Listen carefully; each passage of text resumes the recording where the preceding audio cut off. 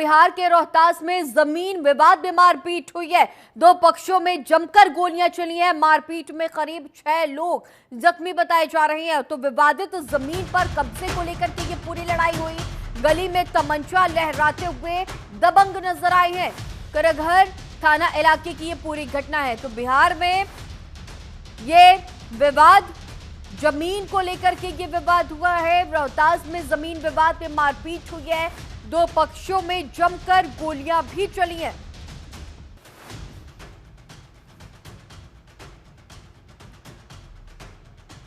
और इसी खबर पर और भी ज्यादा जानकारी के साथ पटना से हमारे सहयोगी राजीव श्रीवास्तव हमारे साथ फोन लाइन पे मौजूद हैं। राजीव, रोहतास में जमीन विवाद में मारपीट और गोलियां चली है। 6 लोगों के जख्मी होने की खबर सामने आई। और भी क्या कुछ अहम अपडेट और विवाद क्यों था, ये भी और विस्तार से बताएं। बिल्कुल गरिमा, बता दें कि रोहतास में ये जो क्षेत्र है वहां पर आपको दो पक्षों में जमीन विवाद को लेकर पहले बहसाबसी हुई। उसके बाद मैं तो तू हुआ। उसके बाद देखते ही देखते मतलब कि दोनों पक्ष जो हैं वो मतलब कि एक दूसरे से भिड़ गए। हाथ चले, मुक्का पैर मतलब कि यानी उसके बाद लाठियां भी मतलब कि चलने लगी। उसके बाद देखते देखते मतलब गोलियां भी वहां पर मतलब कि चलने लगी और इलाके में लोग काफी मतलब कि दहशत ज्यादा हो गए और मतलब कि अफरा तफरी का माहौल था और दोनों तरफ से मतलब कि गोलीबारी मतलब कि चल रही थी। और मौका पुलिस को जब सूचना मिली, पुलिस वहां पर मौके पर पहुंचकर मतलब कि घटना को स्थिति जो है वो उसको मतलब कि काबू में करने की कोशिश की और इस मामले में मतलब कि 1 दर्जन से ज्यादा लोगों को पुलिस ने गिरफ्तार किया है। और तनाव की जो वहाँ स्थिति है उसको लेकर पुलिस जो है वहाँ कैंप की हुई है और समझाया बुझाया जा रहा है कि जमीन जो जायदाद जो मामला है वो कानून में के दायरे में रहकर मतलब कि उसका निपटारा किया जाए तो ज्यादा अच्छा है। उसके लिए स्थानीय जो थाना है वहां पर मतलब कि केस मतलब करना चाहिए, प्रशासन से मतलब कि हेल्प लेना चाहिए, न कि मतलब कि कानून को अपने हाथ में लेकर वहाँ जो अराजकता की जो स्थिति थी, जहाँ लोग जो है वो मतलब कि असहज हो गए थे। सुरक्षा को लेकर जो लोग हैं वो चीख पुकार वहां मच गई थी और लोग जो है वो अपने घर में अपने अंदर घर के अंदर में अपने आप को पैक कर लिए और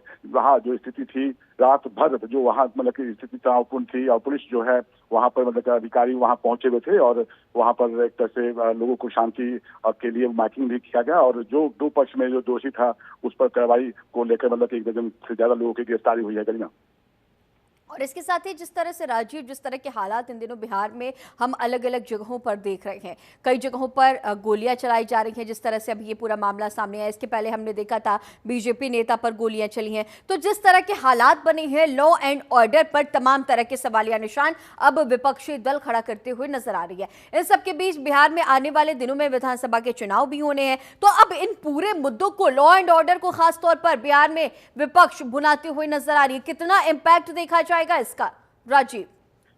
बिल्कुल गरिमा, बता दें कि बिहार में चुनावी वर्ष है और चुनाव के पहले जो माहौल है इधर मतलब कि आपको विधि व्यवस्था को लेकर मुख्यमंत्री नीतीश कुमार मतलब कि काफी चिंतित थे और लगातार वो समीक्षा मतलब की बैठक कर रहे हैं। बिहार के जो डीजीपी हैं विनय कुमार, एडीजी जो है उसके संबंधित मतलब कि जिला के सभी जो मतलब कि बिहार के जो जिला के जो एसपी हैं उनके साथ मतलब समीक्षा बैठक भी की जा रही है कि किस तरह से बिहार में जो अपराधियों का जो तांडव मतलब कि देखा जा रहा है, जो लचर जो विधि व्यवस्था है उसको किस तरह से मजबूत किया जाए।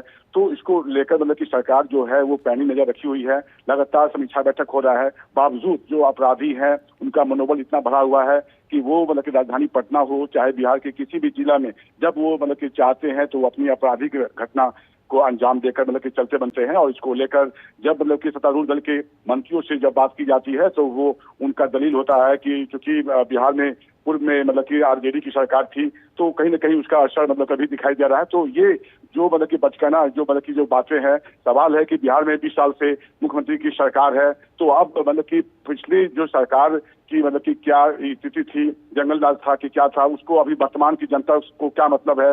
और रही सही मतलब कि बिहार के मुख्यमंत्री नीतीश कुमार पर मतलब कि लगातार मतलब विपक्षी जो पार्टी है वो हमलावर है और ये बार बार जो जनता भी त्रस्त है कब गोली कहाँ चली जाएगी, चल जाएगी, कहाँ किसी की जान मतलब कि चली जाए, उसको लेकर जब सरकार है, सरकार सत्ते में है और लगातार विपक्षी पार्टी सवाल इसको उठा रहे हैं। और आने वाले दिनों में अगर ये स्थिति रही तो लोगों को घर से बाहर निकलने में भी सोचने पर मजबूर हो जाना पड़ेगा कि कब कहाँ गोली चले। बता दें कि पटना के कंकड़बाग में आपको वहाँ जो बच्चे जो क्रिकेट खेल रहे थे और वहाँ जो असमाजिक तत्व आते हैं और वो बोलते हैं कि हम भी खेलेंगे, जब वो बच्चा ने जो उसको नहीं खिलाया तो वहाँ गोलियां जो है वो चलने लगी और कुछ लोगों को गोली लगी।